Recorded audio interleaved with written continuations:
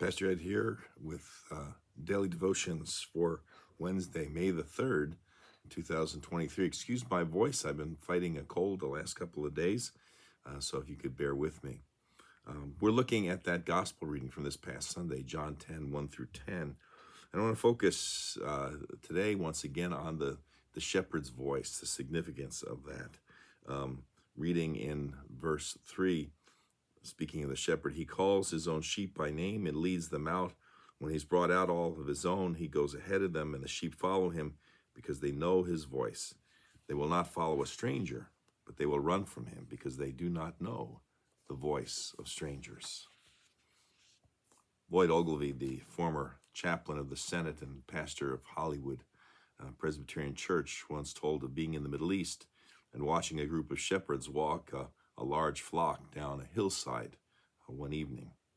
And as they got near, each man called out to his sheep, and out of this huge mass, the sheep moved to follow the voice they knew. In other words, as one shepherd would go in one direction, another in another, and a third and fourth, his sheep would follow him because they followed his voice.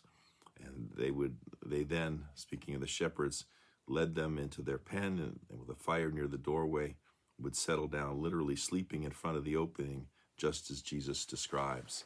And so Jesus kind of in our verses talks about being the shepherd, but also being the gatekeeper, when in reality, at least as I understand it, they were one and the same. The pen had an opening that was the doorway, and the shepherd became the gatekeeper. The shepherd would nestle down, would crouch down in the doorway to keep the sheep from leaving, but also to keep wild animals from entering.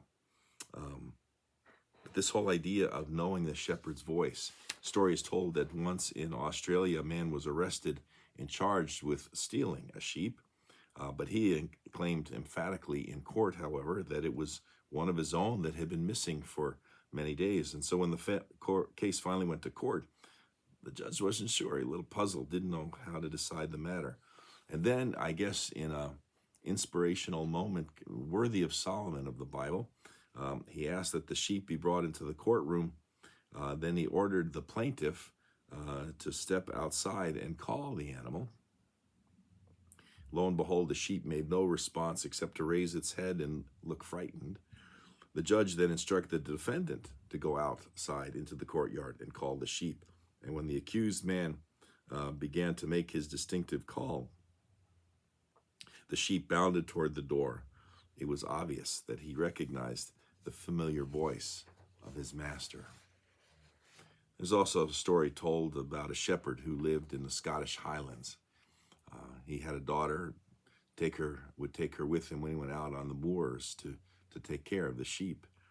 The thing that the little girl liked best was to hear the call of the shepherd. His voice sounded so free and beautiful as it carried across the valleys of the moors. As the years passed, the girl became a beautiful young woman, went off to one of Scotland's great cities, and it was there that she was determined to build a life. And on her arrival, she would write back home for her parents every week. But as life began to take her by the hand and really kind of take her away, I guess you'd say, the letters soon dropped off in their frequency, and soon there were none. Rumors began to filter back home that to the shepherd and his wife, that their daughter had started hanging out with some unsavory characters, that they were having a very negative influence on her life. And one day, in fact, one of the boys from back home ran into her in the city streets, and she acted as if she didn't even know him. And when the old shepherd heard this, he gathered a few things together, dressed in his rough shepherd's clothes, and went to the city to find his daughter. For days on end, he looked for her. He looked everywhere, the slums, the rows of houses, the markets, the taverns, everywhere in between, but to no avail. And so after all of his searching, he became very discouraged with the thought that he had lost his daughter to the evils of the city. As he started the long trek back home, just as he was on the outskirts of the city, he remembered that his daughter had always loved to hear his voice as he would call out to the sheep. And so he turned back around, and on this quest, motivated by his sorrow and by his love, he began to stalk the streets once again. His voice rang out the shepherd's call. The citizens of the city all looked at him as if he had lost his wits.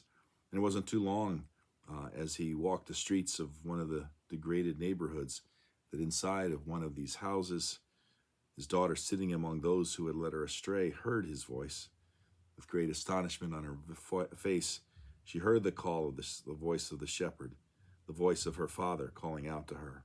She leaped up and rushed out into the street and ran into the arms of that old shepherd, her father. It was then that he took her back home to the Highlands of Scotland and brought her back to God and back to the life that she had once left behind.